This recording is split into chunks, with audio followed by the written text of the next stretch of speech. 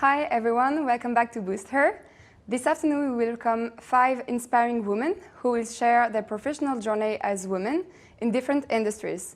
Starting right now with Sandy Beky. Maybe Beky, are you here? Sandy? Okay. Hello, can you hear us well?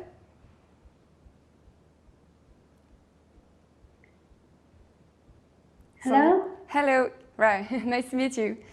So, if I may, I will introduce you to the audience before talking about how to start and run a Tech4Good nonprofit organization, right? Yes. Okay, sure. So you spent 18 years in the corporate world as a learning and change management professional. And in 2015, you founded QSA Solutions Lab to promote new levels of consciousness in the way leadership and governance are driving business decisions.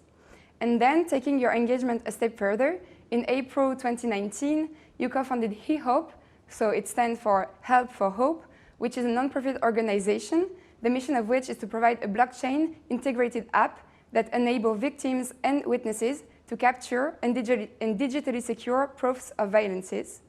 You are certified in developmental coaching, circular economy, and corporate social responsibility, and you co-authored 8 books and white papers on various topics such as mentoring, networking, circular HR, and climate change.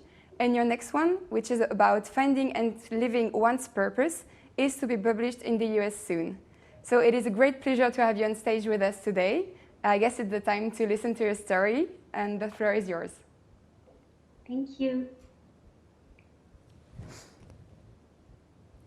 Okay, so I've got a few slides. So first of all, what that is shown on the screen. So thank you very much for giving me the opportunity to share about this experience as an entrepreneur in the non-profit business.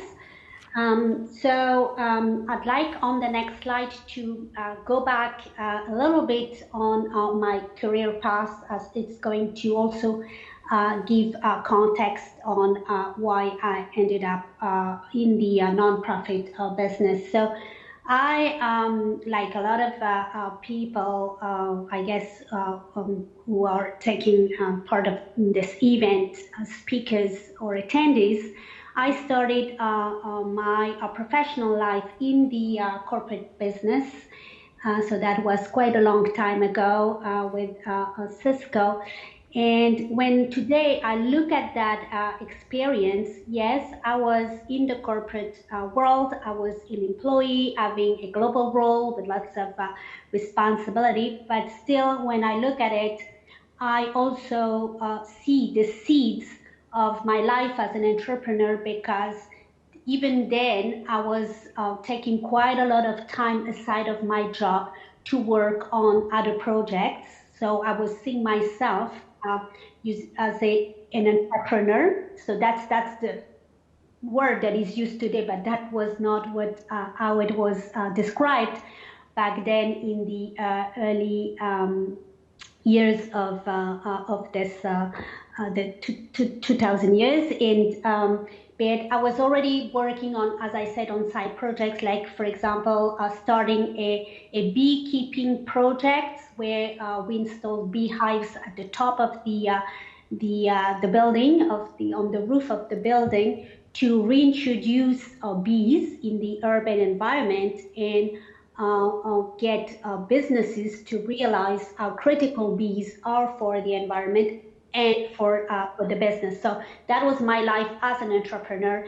And I was also during that time really involved in a professional network called PWN Paris. I joined the board of that network in 2006, and then became president of that network. And that was basically my first experience in a nonprofit organization, in managing volunteers, in fundraising, in really being able to message the value proposition of topics such as inclusion, diversity, gender equality. So that was a very good experience for where I am today. In between HeHop and PWN, I also started my own business and became an entrepreneur. So as you said, I started that in 2015, working with major corporations on changing the face of leadership. And since 2019, I set up that nonprofit organization, HeHop, and that's what I'm going to talk about. And on the next slide, I'm going to say a little bit about what started that project, because it's a very important, it addresses an important issue, which is the issue of person-on-person violence. So today, person-on-person violence is widely underreported. So when it comes to anything related to property offenses, people do report the whatever happened to them or to their properties. In 75% of the cases, they will report that to the police. When we move to person-on-person violence, so human violence, that rate drops dramatically. So when we talk about human violence and when the assaulter is known, so a situation where basically you don't know who assaulted you, we go down to less than approximately 30% of people reporting that violence. It gets even worse when it is a situation where the assaulter is not known, and the number of people reporting that violence is really, really small, and it's usually reported in about 15% of the situations. Why? Because of fear, because of shame, and because of the lack of evidence. And so that's what HeHop as a nonprofit organization is addressing. And so on the next slide, I'm telling about what HeHop is as a solution to basically bring a solution that will enable people to capture media files, so audio, photo, or videos. So that I'm showing that process on the next slide.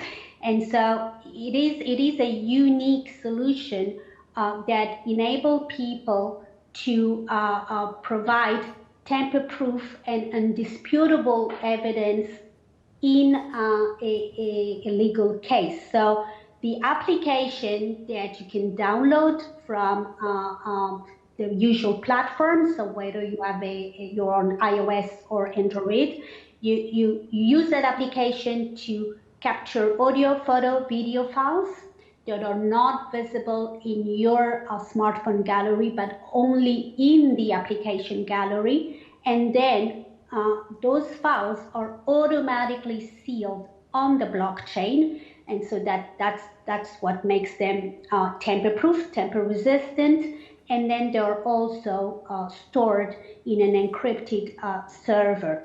And they will remain in that digital vault until they are needed for a legal case when the person is pressing charges. So then the evidence will be provided to police forces and used for the legal case. So that's what makes the entire process totally tamper resistant, because at no point anybody can access that evidence. So on the next slide, I'm showing you a little bit how it works, but we're not going to go really into details in those different steps, but just to show you that it is a really a step-by-step process that has been thought through. So once you've set up your profile, then you use the application like a standard smartphone, capturing media files like you would do with your smartphone, and then the data will be visible in that gallery, as I was talking to. and you will get the blockchain ID confirmation, which is a very important information, because that's what is going to confirm that that file is unique and that it has not been altered in any way. And then the application will allow you to generate a digital key that is provided to the police forces. And we also provide a second digital key to police forces. The combination of both is going to open the digital vault and allow them to get the data.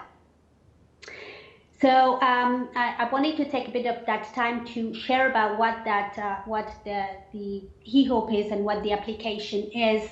And now I'd like to tell you about what it is to manage a nonprofit organization. Although it is in the nonprofit business, managing an association can be quite challenging and can test your leadership skills. And so I'd like to share on the next slide what goes on behind the scenes. So first of all, when you start a project like that, you really need to be very clear about the need that you're going to address. So that is the same as basically a standard business. So even if you are addressing a societal issue, you need to make sure that there is a need for your product. Violence is a very, very large issue. It's a global one. It's universal, unfortunately. And it does not have one solution. So there is not one scheme just answering violence. There are multiple answers to violence. And you have to know which answer specifically you bring in, what makes your answer and what makes your solution unique. So for us, of course, there are a lot of different applications today in the field of violence. What we identified is that there was no solution for evidence collection and no solution that would allow a total traceability of that evidence. And so that's the space that we entered into. And you have to repeat that over and over, because being in the application world, where being in a field where there are quite a lot of applications already, you need to make sure that people don't just think that all those applications helping people to call for help, alert other people, get information, they're all the same. And so that's one of the challenges for us, is to really make people understand that we're coming when they're ready to press charges. And if they want to do that, and if they have that in mind, then they need to collect evidence.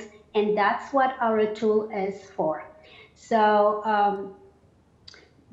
going into a field which is very, very huge and which is a really, really large, like violence, you still have to be quite humble and not think that you're going to be solving a lot of it, that there are already a lot of stakeholders, and that you come and bring something specific.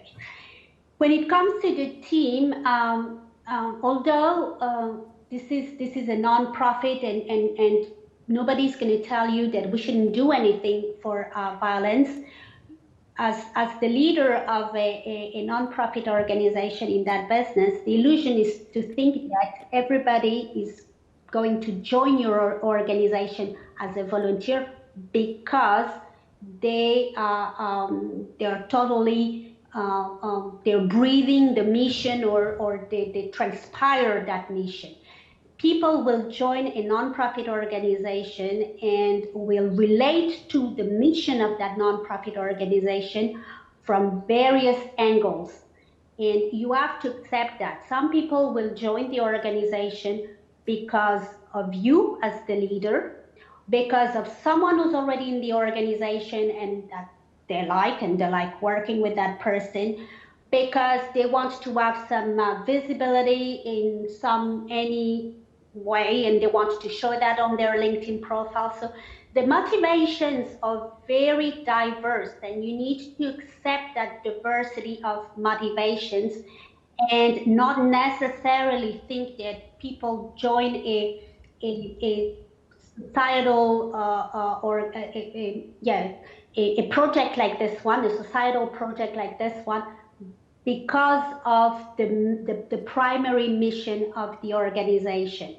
And people joined with different backgrounds, different walks of life, and different experience. And what is important is for them to join and be given a specific project, a specific assignment. Otherwise, they may be joining and not really having anything particular to deliver and be frustrated or feel that they're not useful, or create frustration within the team, because some people will deliver a lot, will give a lot, will pour a lot of energy in it, and some other people will give less, and that may create some tension. So when someone is really voicing their interest to join the organization, it's better as a leader to know, okay, what is this person going to work on? So that's about the team. In terms of the partners, so we work with a lot of different stakeholders. So we don't have like one client, so that's like a standard company. We don't have just as clients the people using the applications as survivors, victims, or witnesses. We also have a lot of other stakeholders in our ecosystem, in the public sector, in the private sector, because we definitely work with them as people who will be prescribing the application, so recommending the usage of it. So whether as a public authority, so a city, a town, a municipality, are recommending it to their citizens, a university, a school recommending it to the students, corporation, to the employees. So those are really people like who will be sort of not just your ambassadors, but they will be really the people promoting the application and promoting your product. And then you can have a whole bunch of stakeholders who will be basically the one funding your project and providing the financial means for you to be able to carry on a lot of different activities, and whatever their financial involvement and their financial implication, you have to really consider them as your main clients, because if in a nonprofit organization you don't have those different stakeholders providing the financial means, basically that puts your business sustainability at risk. So they're in between the people who will recommend, the people who will be using, but they play a critical role, and they are really the stakeholder where you have to take care of their needs, their expectations, and so you have to juggle between different needs, different expectations between end users, prescribers, and investors in a way. So that's puts you at least for HeHop, it puts us in a situation where we have a sort of hybrid business model where we rely on the private sector to provide funding, but we also rely on the public sector providing funding, and we are also thinking about how we could generate our own money. So where we could really sort of sell services out of this application. And of course, we're in a space where we're talking about people's suffering, people going through very difficult patch in their life, and that's not where we can make money. So we have to think about other avenues to how we could generate our like revenues from a solution like that one. So that is a constant sort of reflection that we have. So we are quite at the beginning of our journey because we launched the application in June 2020. So we are looking at, in parallel of the nonprofit organization, to have a company where we could also use our knowledge, which is the data encryption and the blockchain sealing knowledge, to also work with other businesses and be a product where we could, for example, partner with another application and bring that piece of blockchain sealing, data encryption, and sell that service. So it would not be necessarily on the violence, but it could be in other fields. So we have to be quite creative in that respect as well. And coming back to the team, that means that we need also the skills for that.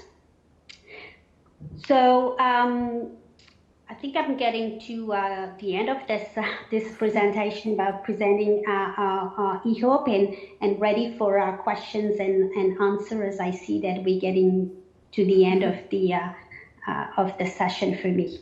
For sure, thank you a lot. We have a first question, which is about the choice you made. Why did you choose to build a non-profit organization rather than a social business? What is the rationale?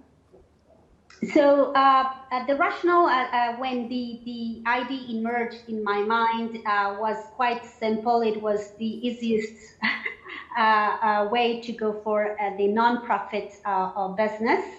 So that's why, as I said at the end, we are now, after about nearly a year as a non-profit organization, we are looking at also going towards the social business avenue. Okay, thank you. The second question is about your strategy. So what is your strategy to grow and to help more women? So the strategy to grow and help more women, that's what you... Men and women, or more victims, I would say. Yeah.